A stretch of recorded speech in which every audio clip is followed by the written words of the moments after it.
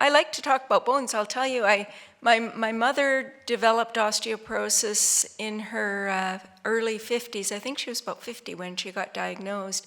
And she has managed to maintain her bone density. She's now 82, really well with increased physical activity and eating healthfully.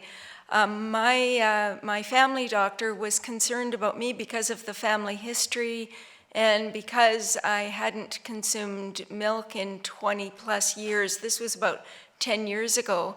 And he, because I was a fairly small white female, just a lot of potential risk factors.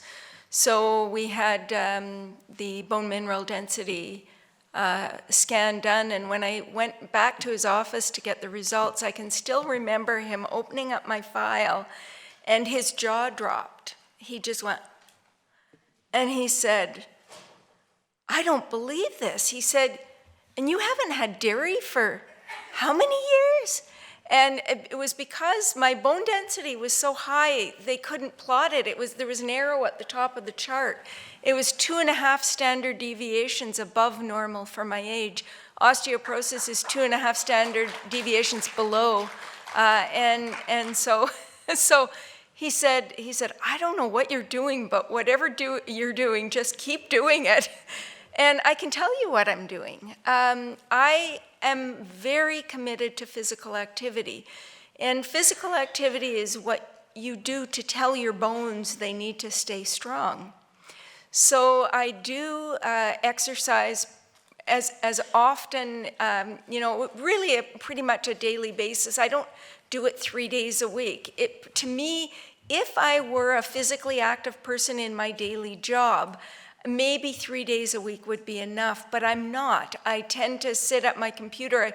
I get up for bursts, do some push-ups or whatever, jumps or whatever I can do to keep myself moving. But on a daily basis, I do at least 60 minutes of physical activity. So maybe it's a cross-country ski or skating or running or something outdoors, and maybe it's a spin class or a boot camp.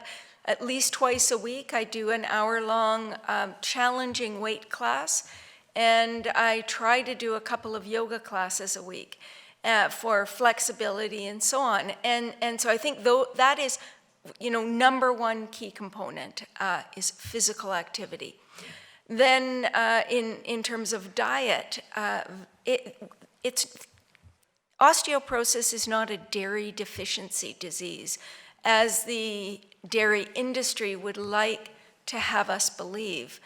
They went to great extremes in terms of their advertising in Canada, for sure. I can remember one advertisement they had, this was back in the 80s, that said, "Oh yes, it's true that people in Africa only eat, so much calcium, and they don't drink milk, but they eat bugs. Do you want to be a barbarian like them and eat bugs? Go right ahead." It was just, for me, it was beyond belief. It was as low as you could go, and I was outraged. I was absolutely outraged. And they convince people that dairy is an essential food. And again, it defies rationality that the milk of another species would be necessary for us or for any other species. Imagine a dog needing a cat's milk, it just doesn't make sense. The milk of every species is beautifully designed to support the growth of their young into, whatever. For the human species, normal nursing is 2 to 4 years.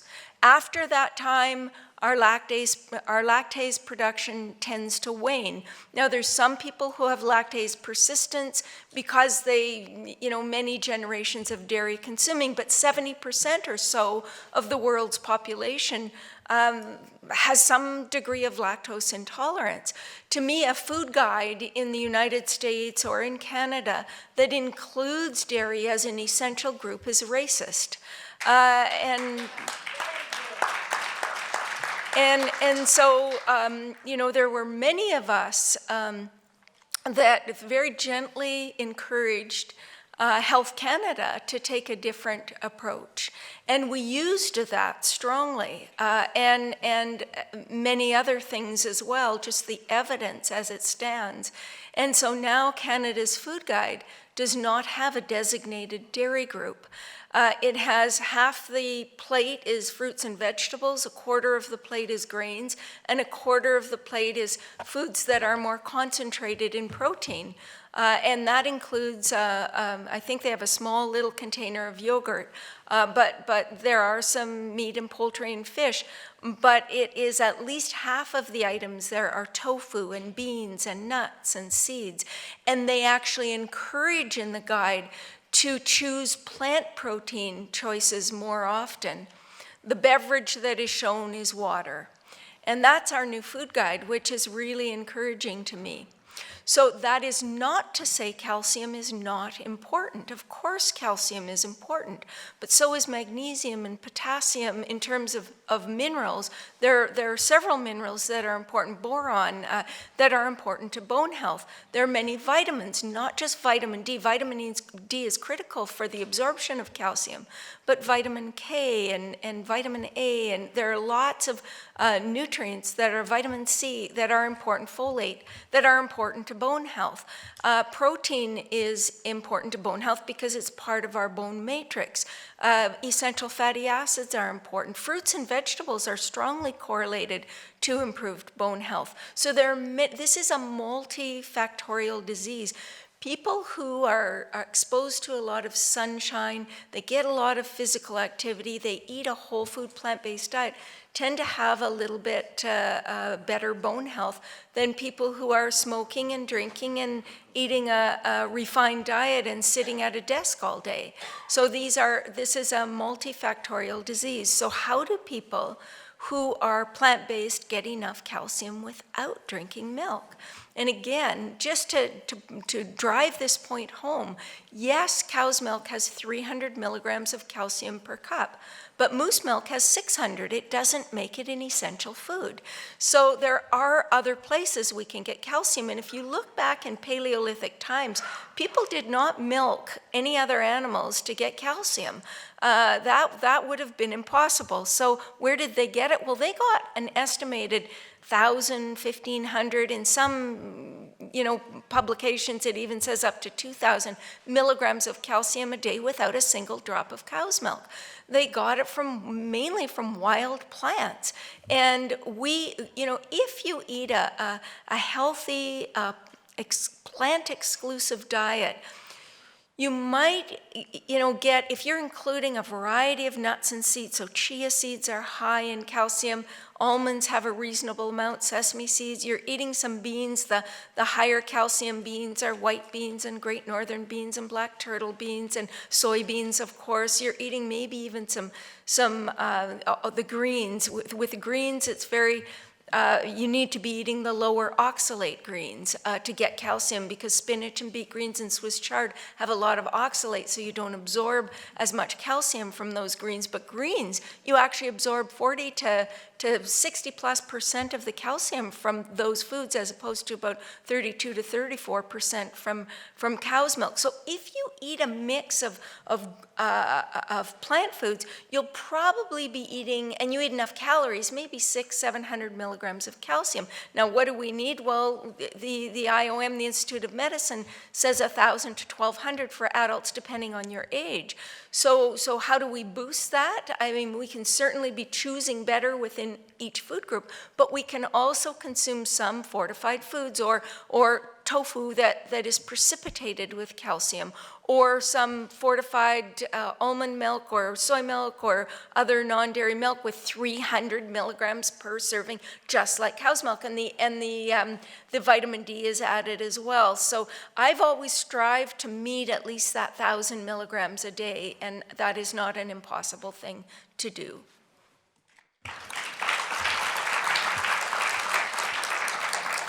Folks, I just want to chime in to bid you all a fond farewell. I've got to catch my trip out of here. When I said catch me after, it'll have to be via email. I did want to let you know as well that Brenda Davis is an android. there's just no other explanation, but I leave you in the excellent hands of my colleagues here.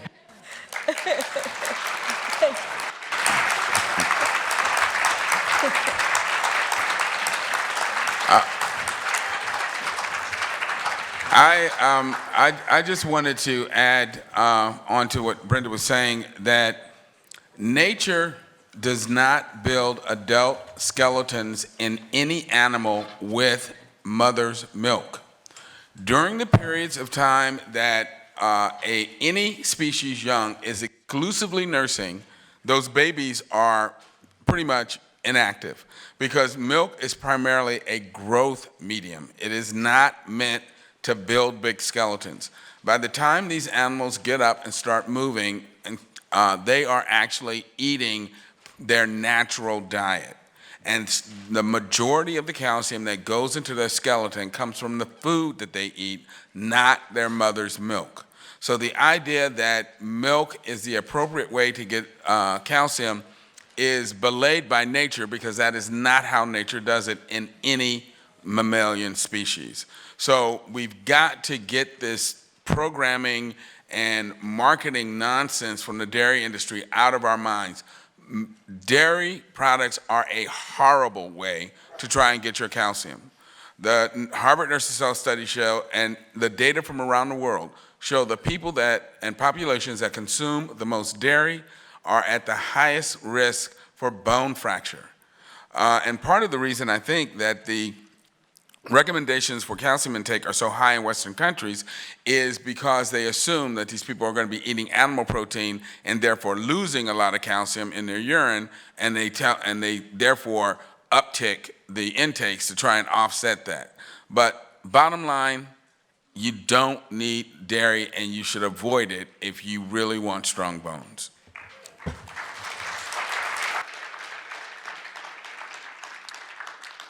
Just one quick clarification. When you say exercise, do you mean resistance exercising like weightlifting to build bones? Generally, for bones, we need weight-bearing exercise. So what would count would be doing weights, of course, but also doing things like pounding, so running, doing step classes, doing jump rope.